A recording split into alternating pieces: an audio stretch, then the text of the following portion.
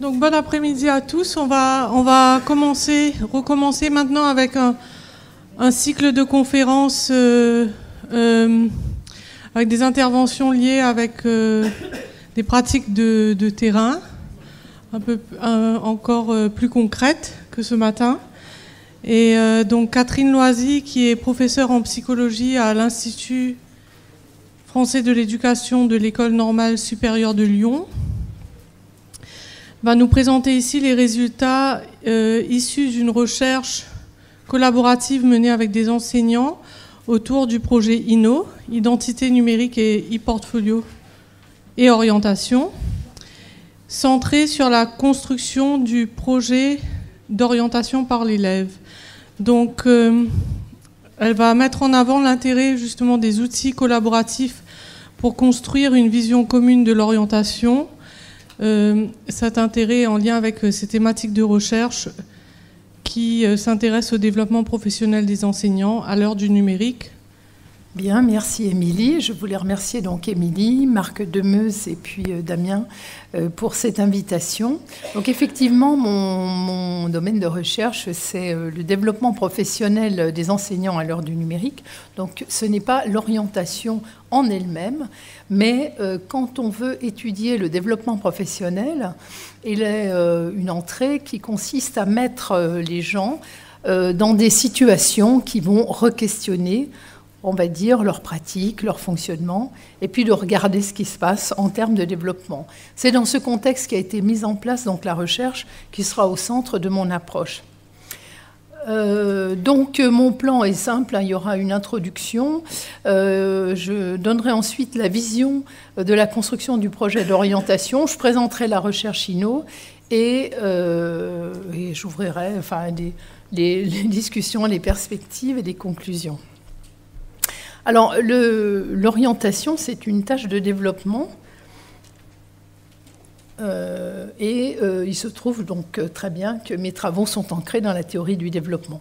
Dans une approche vygotskienne, Vygotsky est un chercheur contemporain de Piaget, donc ce n'est pas un chercheur d'aujourd'hui, mais il est mort très jeune, contrairement à Jean Piaget qui a vécu assez longtemps, et il a élaboré une théorie et le concept de développement et tout ce qui va avec. Et beaucoup de ses travaux, y compris ceux qui n'ont pas été traduits du russe, puisqu'il était d'origine russe, beaucoup de ses travaux sont traduits en langue française depuis quelques années. Globalement, pour dire les choses rapidement, il n'y a pas de détermination du milieu ni d'autodétermination de la personne dans cette conception du développement. Le développement est un processus d'automouvement dont la source est externe, donc il va y avoir des éléments, des événements déclencheurs, et dont le moteur est la contradiction, mais la contradiction n'est pas à entendre comme une notion assez présente dans les travaux en éducation, par exemple de conflit cognitif. La contradiction est interne, c'est un processus interne, la contradiction.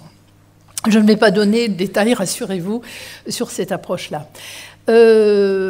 Donc on qualifie cette théorie du développement de théorie historico-culturelle parce que le développement, il s'inscrit dans... en tout cas, il participe et il contribue et il est lié aux acquis du genre humain. C'est-à-dire que progressivement, l'humain est capable de construire des objets. Objets étant à entendre au sens très large, hein, donc on pense tout de suite par exemple au numérique, hein, les objets du monde contemporain, et puis aussi des objets symboliques, des règles de fonctionnement, des procédures, des langages, des mythes. Et puis, toute cette culture, ce bain dans lequel baigne la personne, contribue à son développement, mais elle-même, la personne, elle va produire des choses qui vont changer aussi les acquis du genre humain. Et quand on parle de milieu, on parle beaucoup de milieu dans cette approche, il s'agit de l'entourage historico-culturel, donc de tout ça, de tout ce qui fait notre environnement aujourd'hui. Donc, dans notre siècle, on ne vit pas comme on vivait il y a 20 ans et il y a 100 ans encore moins. Et puis, un autre point intéressant de cette théorie, c'est la non-séparation entre la vie intellectuelle et la vie affective, c'est-à-dire qu'on n'est pas dans un point de vue cartésien, on est donc Claudie, qui est plutôt un psychologue du développement, mais dans la perspective clinique, que l'histoire du développement n'est pas réglée par un libre arbitre intellectuel affranchi des affects. Donc à la fois, on voit ces sphères. J'étais très intéressée par les conférences de ce matin, les trois, et je pense à la question des sphères, où il y a à la fois une évolution dans des sphères différentes, mais on voit bien qu'il n'y a pas une indépendance totale entre ces sphères qu'habite la personne. Alors l'adolescence est une phase de transition. Donc, vous le savez, puisque vous êtes tous intéressés par cette question, un développement accru des compétences cognitives et sociales, des changements identitaires qui sont importants, la construction d'une signification personnelle par rapport à son histoire, un désir d'autonomie, bon, parfois en même temps un désir d'être bien cocooné, mais il y a quand même un désir d'autonomie, et puis un désir de reconnaissance comme acteur de la société. Mais l'identité est un processus en mouvement, alors particulièrement à l'adolescence, mais c'est quand même quelque chose qui continue à se construire tout au long de la vie. L'adolescence parle d'identisation dans ce processus, d'identification à autrui, mais de différenciation en même temps, qui est le processus de base de la construction de l'identité. Et pour ce qui concerne notre objet d'aujourd'hui, l'orientation, l'identité au moment de la construction du projet, bien sûr, et l'influence, je pense que les interventions de ce matin l'ont clairement mis en évidence, l'identité va influencer la construction d'une perspective d'études ou d'orientation. Mais en retour, élaborer des compétences à s'orienter, ça va jouer aussi sur la construction de l'identité. Par exemple, ça va donner confiance en soi, peut-être des désirs par rapport à certains apprentissages. Je ne reviendrai pas sur l'environnement sociétal mouvant, parce que ça a été très bien expliqué ce matin dans les interventions avec ces processus de globalisation et tout ce qu'ils amènent en termes de nouveaux contrats sociaux. En même temps, Dumora et ses collaborateurs parlent d'une injonction à se réaliser, c'est-à-dire qu'on a à la fois ces processus, cet environnement mouvant très déstabilisant, où il n'y a plus de repères. Je pense que les trois interventions l'ont vraiment mis en évidence. Mais en même temps, on dit aux gens, eh bien, il faut être autonome, il faut construire ses propres repères. Et Dumora parle de séisme de l'émancipation, c'est quand même un terme assez fort. En même temps, je pense que les jeunes d'aujourd'hui, bon, même s'ils n'ont pas l'air comme ça, ils ont une conscience accrue des risques de la société dans laquelle ils vont vivre. Ils savent qu'ils auront à se dépasser. J'ai cité des travaux qui ne sont pas très récents, mais il y a d'autres travaux récents qui le mettent en évidence. Et tout ça, en France, puisque moi je suis donc de la France, ça se place aussi dans un contexte de modification relative à l'approche curriculaire. On a une tradition en Europe francophone par rapport à l'Amérique du Nord, d'être plus dans les savoirs, alors qu'en Amérique du Nord, très vite, la perspective, c'est de préparer le jeune au métier qu'il va exercer. Mais particulièrement en France, on est sur les savoirs et les didactiques, c'est des entrées très très fortes, mais les choses sont en train de bouger, dans le contexte européen en particulier. Alors l'orientation dans le contexte français, donc il y a une étude du UNESCO qui évalue les politiques de l'orientation, donc ça c'est du tout récent, 2018, qui fait émerger un certain nombre de points sur lesquels je voudrais venir quand même. Donc il y a un grand dynamisme de l'ONICEP, c'est l'organisme qui s'occupe donc de l'orientation, qui propose des ressources qui apparaissent dans cette étude du UNESCO comme étant centrales sur le terrain. Mais cette étude révèle qu'il y a une marge de progression du point de vue de la reconnaissance de cette activité, accompagner le projet d'orientation, en particulier dans les emplois et les services. On dit qu'il faut que les enseignants, réforme de la rentrée 2013, il faut que les équipes éducatives, dont les enseignants, s'emparent de la question de l'orientation, mais au fond, même s'il y a des activités pour ça, ça reste, d'après cette étude du CNESCO, beaucoup moins important que ça ne l'est dans d'autres pays étrangers. Du point de vue du jeune, il y a une anxiété. La question de l'orientation crée beaucoup d'anxiété. Le sentiment d'absence de choix dans les milieux moins favorisés, c'est vrai qu'en discutant avec les collègues sur le temps du repas, ce n'est pas seulement en France. Les critères qui motivent un métier, le goût personnel. Bon, ça, je ne sais pas ce qu'on entend par goût personnel, parce que Ça me paraît quand même être une question compliquée, mais en tout cas, c'est ce qui ressort de 40% des réponses des jeunes, le goût pour un métier, un secteur, une discipline. Et les freins au choix sont assez intéressants. Donc le coût des études, plus marqué chez les filles que chez les garçons. Les résultats scolaires, 25% seulement. Et puis la mobilité, particulièrement vivace en milieu rural. Ça, je l'ai vu dans la recherche qu'on a menée. Je ne pensais pas que ça pouvait être un critère. Connaître ses envies aussi, ça me paraît un élément important. 37% des répondants considèrent ne pas avoir été accompagnés sur la prise de conscience de leurs envies. Qu'est-ce qu'on met derrière envie, tout ça, c'est des termes, voilà. Mais il me semble que c'est des points intéressants qui viennent aussi renforcer ce qu'on a dit ce matin. Et le rôle de l'informel, qui apparaît très important, plus important que l'institutionnel. Bon, ça concerne d'autres questions que celles de l'orientation en milieu scolaire, mais par exemple, ce que disent les parents, ce que disent les pères, les échanges avec les pairs, jouent un rôle important. Alors, l'ONICEP développe des outils. Je n'ai pas regardé le temps de démarrage, donc je ne vais peut-être pas trop passer la vidéo, mais voilà, il y a une application qui s'appelle Folios, qui fournit des ressources.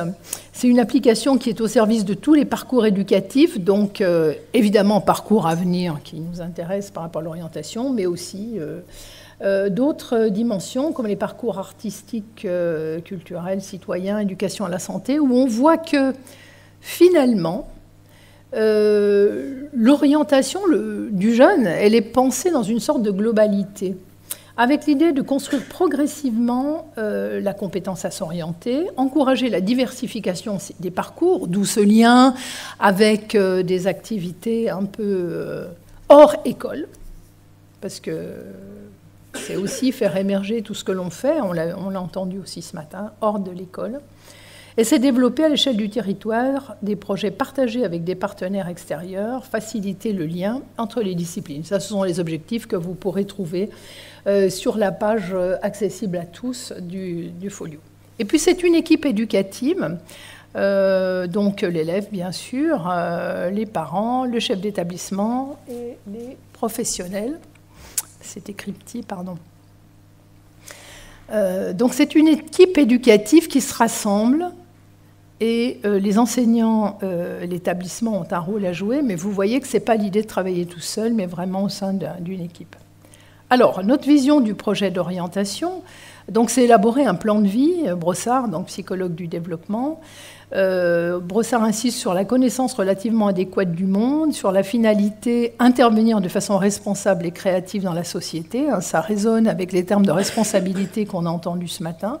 Savoir s'auto-évaluer aussi me paraît important. Engager le jeune dans des activités de recherche de sens qui lui permettent de se voir sous de nouveaux angles. Augmenter le pouvoir d'agir du jeune sur son propre parcours, ouvrir de nouvelles perspectives d'auto-organisation et de coévolution. Construire des compétences qui engagent donc à prendre sa part de responsabilité. Et moi, il y a un point sur lequel je me permets d'insister, c'est qu'il me semble, c'est ma perspective, sans doute francophone, que la construction du projet d'orientation doit être au service de la construction du sens des savoirs, et non pas justifier seulement la seule préparation de l'avenir professionnel. On va voir quelle forme ça peut prendre. En France, il est beaucoup question d'accompagnement et de posture. Ce sont les maîtres mots, des termes omniprésents dans les discours des politiques et des psychologues de l'orientation. Par exemple, il y a des chercheurs que vous connaissez, Maëla Paul et Sephora Boussena, qui sont invités dans les formations nationales avec l'idée d'adopter une posture de suivi. Bon, voilà, je n'entre pas dans le détail. Le processus de construction m'a semblé, de mon point de vue sans doute de cogniticienne, relativement peu mis en avant. Et l'élève de collège est parfois présenté comme peu intéressé par son orientation. Et finalement, ce qui me semble peu abordé, c'est la finalité de l'orientation et les finalités éthiques mises en évidence par Guichard, par exemple. Et puis l'épistémologie, c'est-à-dire une approche constructive, socio-constructive, elle est possible, mais voilà, il faut créer des zones de développement.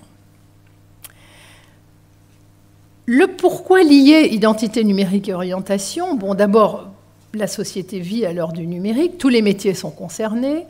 Le numérique touche aussi la vie personnelle. D'autre part, Le portfolio, le portfolio, pour le dire rapidement, c'est une démarche et un objet. Hein. C'est une démarche continue, itérative, interactive d'apprentissage et de développement.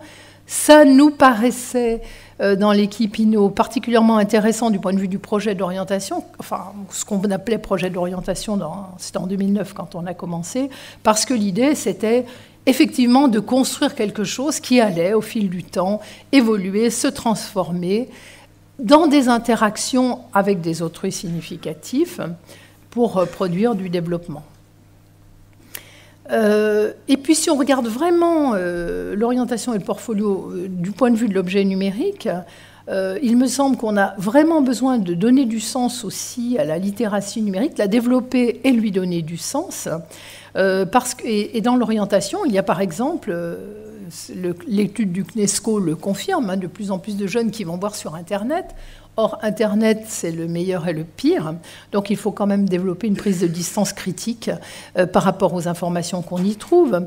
Et puis, une prise de distance critique, surtout par rapport aux traces de soi qu'on laisse sur le web. Peut-être qu'on parle un peu moins de ces questions-là, mais elles étaient très, très vives en 2009 sur les jeunes qui se faisaient harceler ou qui mettaient des choses sur Internet sans penser que, le droit à l'oubli, défendu par Louise Merzeau, n'est quand même pas encore tout à fait d'actualité, même si on a fait des progrès là-dessus.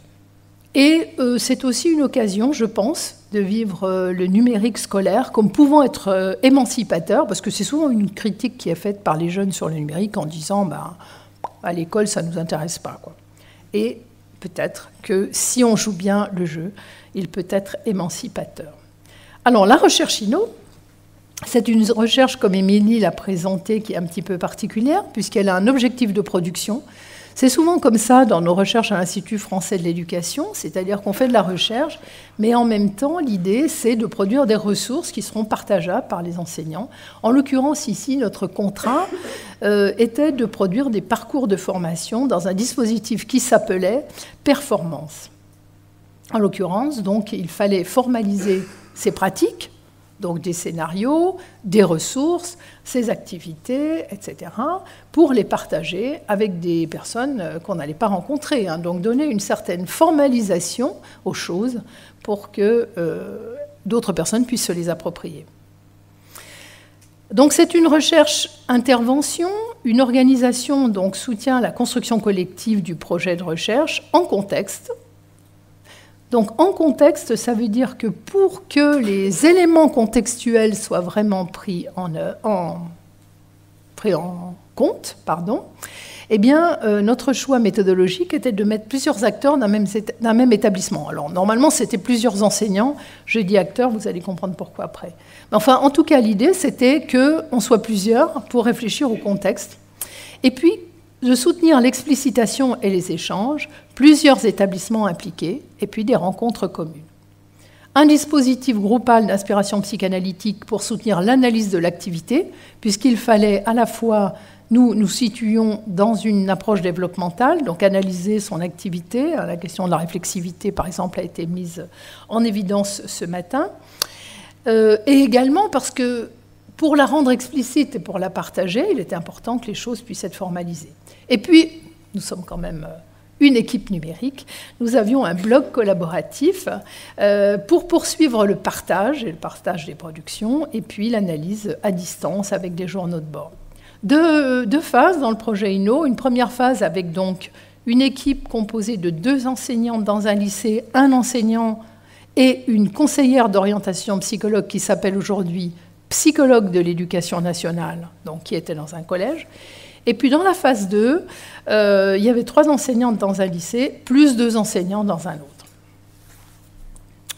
Alors le bloc de la recherche, vous avez compris que l'espace numérique était pour moi quelque chose d'important. Donc le bloc de la recherche, c'est un espace commun à tous les acteurs de la recherche. Donc tous les acteurs, ce sont les chercheurs, les enseignants, l'ingénieur pédagogique. Et puis même certains espaces sont ouverts le CAIO, conseiller d'orientation, enfin en tout cas des gens du rectorat qui nous accompagnaient, une personne de l'ONICEP et une personne du rectorat qui nous accompagnaient sur ce projet, dont Danielle Ferré, qui a été une des traductrices, une des personnes qui a apporté en France la question de l'approche orientante. Des espaces collectifs par équipe d'établissement, où les gens, justement, pouvaient travailler sur leur contexte, leur niveau d'enseignement, et puis des espaces individuels avec les journaux de bord. Et l'idée de ce blog, c'est de rendre visibles les productions et l'analyse de l'activité. Donc il y a quand même un petit risque ici, un risque de se dévoiler, auquel les enseignants n'étaient pas forcément préparés. À part l'enseignant de collège qui était professeur de technologie collège, donc, les autres personnes, et en particulier les 2 enseignantes de lycée, n'avaient jamais, évidemment, utilisé l'outil numérique dans leurs enseignements. Enfin, je dis évidemment, mais en tout cas, jamais de blog collaboratif, ça c'est sûr. À l'époque, il y avait des ressources de l'ONICEP qui étaient disponibles. Ce n'était pas Folios. Folios n'existait pas, ce que je vous ai présenté tout à l'heure, rapidement. Mais il y avait quand même des ressources sur les métiers, les formations. Mais ces ressources n'étaient accessibles que si le chef d'établissement en faisait la demande à l'ONICEP et s'il autorisait les enseignants à se connecter. Donc, dans notre situation, il y a déjà une différence. Le collège, il y a un accès à Folios, le professeur est autorisé à se connecter, la COP aussi, enfin du coup la COP à cause du projet, elle est autorisée à se connecter. Dans le lycée, non. Le proviseur n'est pas intéressé par cette question de l'orientation et n'a pas demandé l'accès, donc l'établissement n'est pas connecté aux ressources de l'époque. Alors ça reste un petit peu vrai, parce que donc, moi, je n'arrivais pas à me connecter comme je n'ai pas d'identifiant académique. Et la première chose qu'on m'a dit, c'est qu'il faut demander à votre chef d'établissement. Bon, j'ai dit, je n'ai pas de chef d'établissement. Moi, je suis à l'ENS et à l'ENS, ils vont me dire, mais c'est quoi ce truc? Alors, du coup, j'ai compris qu'il faut quand même une autorisation du chef d'établissement pour avoir le droit d'utiliser Folios dans son établissement. C'est quand même assez intéressant.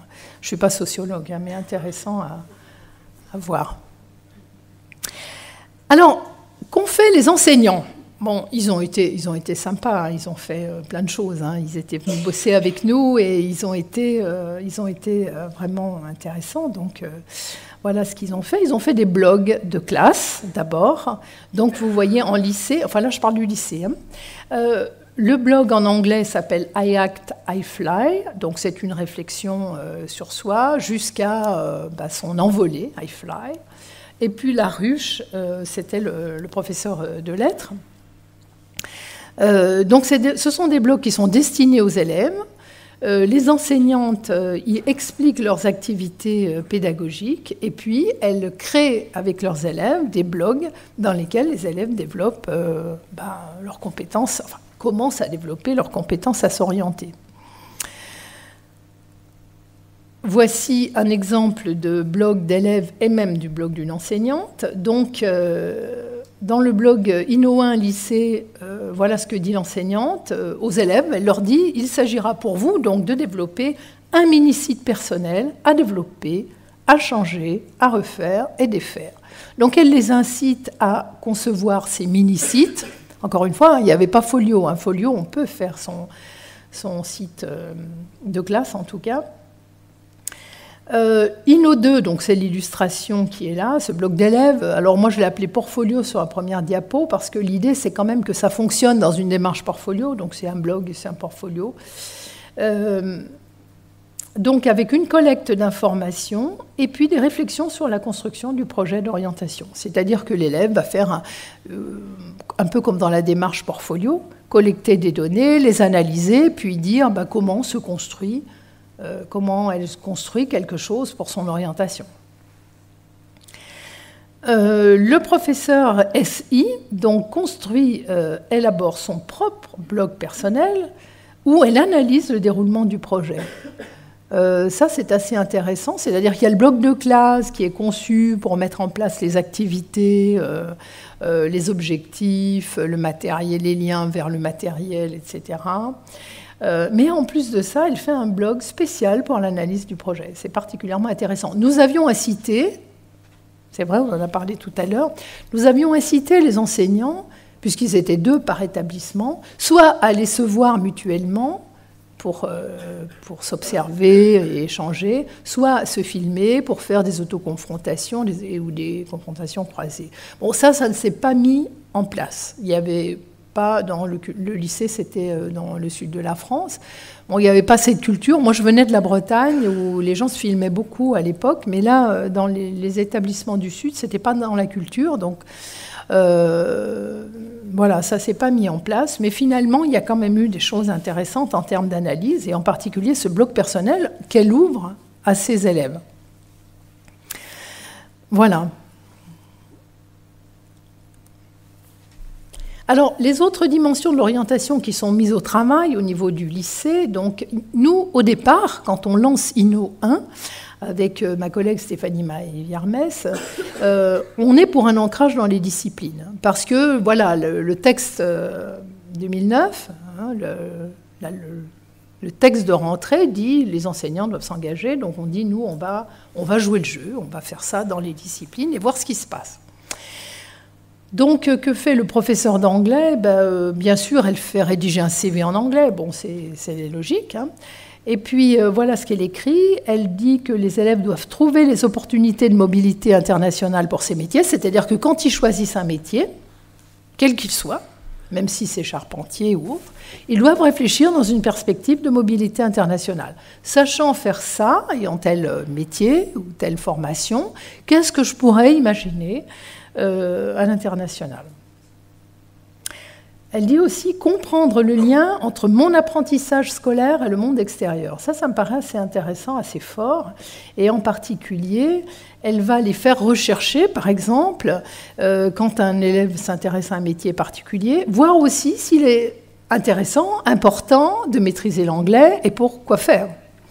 Et là, ça me paraît assez intéressant. Alors, je ne suis pas une spécialiste d'orientation, mais par rapport à cette question du développement et par rapport à cette question du sens des savoirs, ça me paraît assez intéressant que les élèves voient que finalement, pour exercer un métier qui n'est pas un métier de linguiste, ni un métier de professeur de langue, eh bien, on peut avoir besoin, de plus en plus dans le monde contemporain, de maîtriser une langue étrangère, dont l'anglais, bien sûr.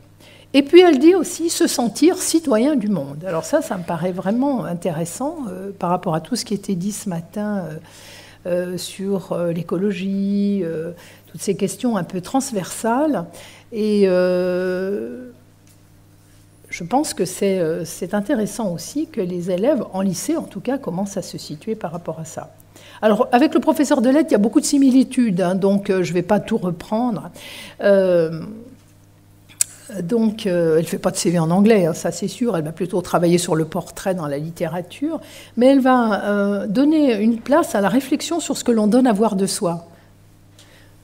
Ce qui était assez intéressant et important par rapport à notre objet numérique.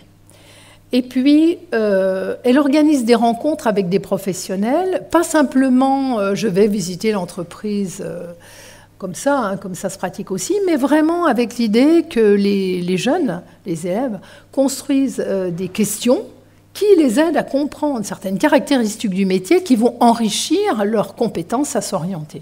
Donc je trouvais que c'était aussi assez intéressant. Alors quand on lance INO 2, c'est dans un contexte particulier, le contexte des lieux d'éducation associés à l'IFE. Donc on est dans un établissement où il y a une équipe un peu plus importante, donc là il y a 3 enseignants. Et ils font le choix, puisque c'est un projet d'établissement signé par le chef d'établissement, etc., de s'intéresser à la mise en place de la question de l'orientation en accompagnement personnalisé, qui est un dispositif un petit peu spécial où on peut revenir sur les apprentissages disciplinaires, mais où la question de l'orientation peut aussi être abordée, c'est dit explicitement. Et là, on va travailler à distance avec l'équipe de Montpellier, donc on va continuer, parce qu'il y a encore des gens qui restent engagés, ce n'est pas tout à fait les mêmes, mais il y a encore ESSI. Et là, ils vont percevoir que c'est plus difficile, parce qu'en accompagnement personnalisé, alors qu'on est quand même dans un temps un petit peu dédié à l'orientation, ils vont s'apercevoir que c'est plus difficile parce qu'ils connaissent moins les élèves que leurs élèves qu'ils ont toute l'année. Donc ils vont trouver que par rapport à ce que peut faire Essie, par exemple, dans son établissement, avec un nouveau professeur qui est en art plastique, etc., eux, ils ont plus de mal parce qu'ils voient les élèves ponctuellement et parce que les interactions sont moins fortes que celles qui peuvent se lier entre un enseignant d'une discipline et ses élèves. Les choix faits au collège sont un petit peu différents. Alors, je ne cache pas que j'ai moins étudié ce travail-là au départ et que j'étais un petit peu déçue par le travail fait en collège. Mais rétrospectivement, en réanalysant ces travaux dans le cadre de la préparation de mon habilitation à diriger des recherches, je me suis dit que finalement, sans doute, le professeur faisait ce travail-là avec des élèves de 5e. Hein, donc 5e, ça veut dire 2e année du secondaire, ça veut dire des élèves qui ont entre 12 et 13 ans. Ils ont 12 ans au début de l'année, 13 ans après. Sans doute que, tout de même, il était dans la zone proximale de développement, je pense. Hein. Mais moi, sur le coup, j'étais un peu utopiste dans cette recherche sur le développement professionnel des enseignants. Et j'ai vu cet aspect-là qui m'a pas apporté, on va dire... beaucoup de données du point de vue de son propre développement. Mais, en revanche, donc lui, il conduit clairement son enseignement aussi avec ses enseignements disciplinaires, donc les compétences numériques, préparation du B2I, qui est le brevet informatique et Internet, où les élèves doivent apprendre à faire un diaporama. Donc, en même temps qu'ils apprennent à faire un diaporama, ils travaillent sur un métier. Et puis, la conseillère d'orientation, de son côté, elle fait réfléchir les élèves à leur goût et leur motivation. Elle les prend en petits groupes pour leur faire travailler sur ces questions. Entre ces deux personnes, et ça c'était ma déception, il y a eu un partage net des domaines d'intervention et très peu de travail commun. Contrairement à l'équipe du lycée où on ne faisait pas la même chose, hein, elle ne faisait pas exactement la même chose, mais il y avait plus d'émulation, plus d'interaction. Alors, ce que j'observe, c'est que les personnes qui se sont le plus engagées dans le blog collaboratif de projet, de la recherche, hein, donc, sont aussi celles qui ont le plus transformé, le plus transformé du point de vue du développement professionnel. C'est quand même assez lourd d'accepter, de montrer, de partager un travail qui est en cours d'élaboration, réfléchir et partager ses questions, ses doutes. Des activités nouvelles, avec quand même des activités orientées vers la construction de compétences, avec des situations dans lesquelles les élèves agissent, dans lesquelles il y a des régulations. Donc on est vraiment dans les approches par compétences, telles qu'on les développe aujourd'hui avec mon collègue Jean-Claude Coulet dans le supérieur. Et puis l'évaluation formative aussi, qui me paraissait, ça a été une grosse discussion, ça, dans nos rencontres. Une vision plus globale de l'élève, parce que là, on se rend compte que l'élève fait des choses, parfois en dehors, hein, et ce que ne savent pas forcément les enseignants. Et puis, une prise de conscience de ses propres manières de fonctionner. Alors, très vite, parce que je pense que le temps est écoulé. Bon, ça, je l'ai dit, vision du projet d'orientation... Alors, dans les perspectives d'amélioration, on a réfléchi avec Émilie sur faire conscientiser aux enseignants les facteurs qui pèsent sur l'orientation. Bien sûr, l'objectif n'est pas que les enseignants mettent directement les élèves devant ces modèles, et ça les remuerait sans doute beaucoup trop, mais plutôt que les enseignants s'appuient sur la connaissance de ces facteurs, hein, pour créer des zones de développement pour les élèves. Et puis, pour conclure rapidement, l'orientation, pour moi, c'est pas seulement le métier, hein, peut-être parce que voilà, je m'inscris bien dans la tradition française des didactiques et des disciplines, vous n'allez pas être content. Mais l'orientation, c'est aussi apprendre son métier d'élève, se préparer au changement d'un niveau d'enseignement à l'autre. Alors, je vais faire une toute petite incise sur un témoignage qui a eu lieu la semaine dernière au Séminaire national de l'orientation. C'était Madame Sarrazin, qui est principale de collège, et qui dit, voilà, nous, la situation dans laquelle on s'est trouvé, c'est qu'on avait des élèves qui réussissaient assez bien dans un collège donc, de banlieue parisienne, mais quand ils passaient au lycée, ils rencontraient des difficultés. Et là...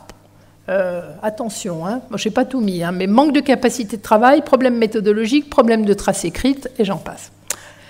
Et du coup, en tant que chef d'établissement, ben voilà, elle se dit il faut attraper ce problème. Donc elle lance deux types d'activités, des ateliers secondes pour travailler sur les attendus de lycée, pour augmenter progressivement l'implicite. Alors, on dit beaucoup aux enseignants, il faut être dans l'enseignement explicite, et là, du coup, c'est le contraire. Ils travaillent pour mettre de l'implicite pour que, eh bien, progressivement, l'élève s'habitue. Au lycée, il y aura moins d'explicite qu'en collège. C'était vraiment intéressant d'entendre ça. Et puis des activités spécifiques dans les disciplines, bien sûr. Moi, et pour finir, je reviens au numérique, hein, je suis incorrigible.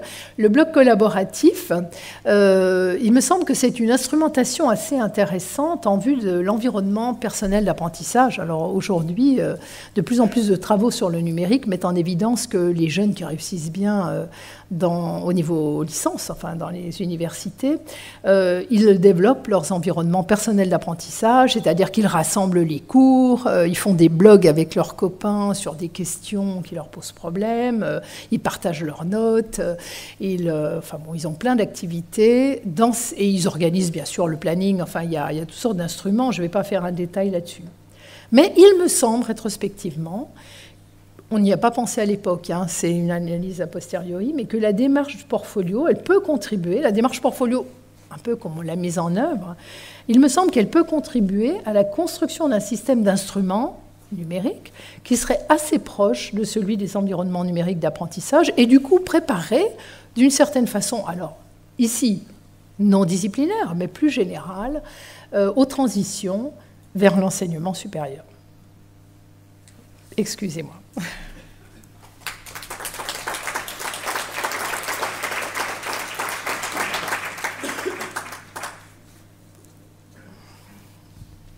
Merci Catherine pour cette ouverture sur le numérique.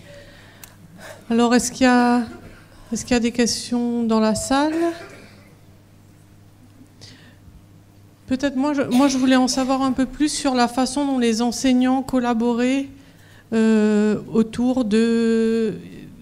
Comment est-ce qu'ils utilisaient, eux, les outils numériques pour collaborer? Est-ce que ça, vous avez aussi exploré dans la recherche?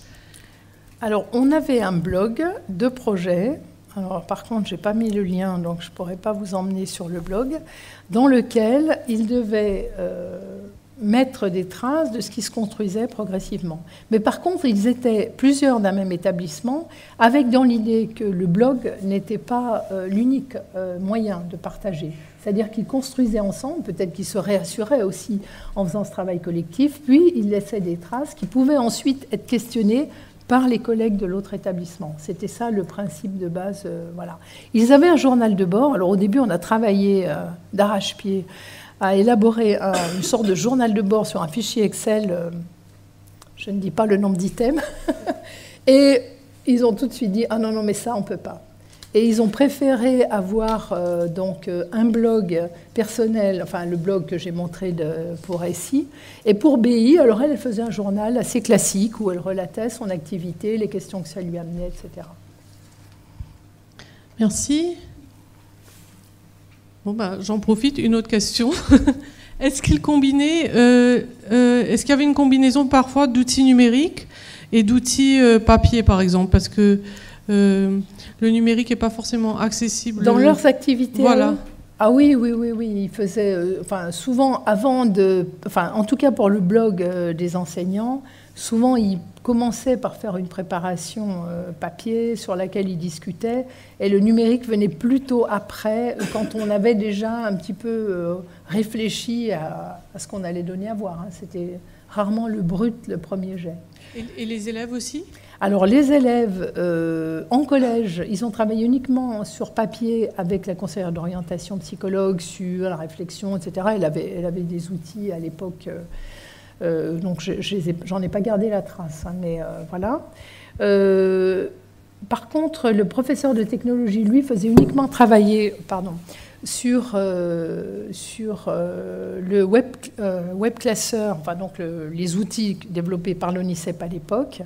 Et donc les élèves cherchaient des ressources. Alors ça aussi, c'est des différences d'environnement assez importantes, parce que les élèves étaient un petit peu dans un environnement fermé, donc il y avait peu de risques.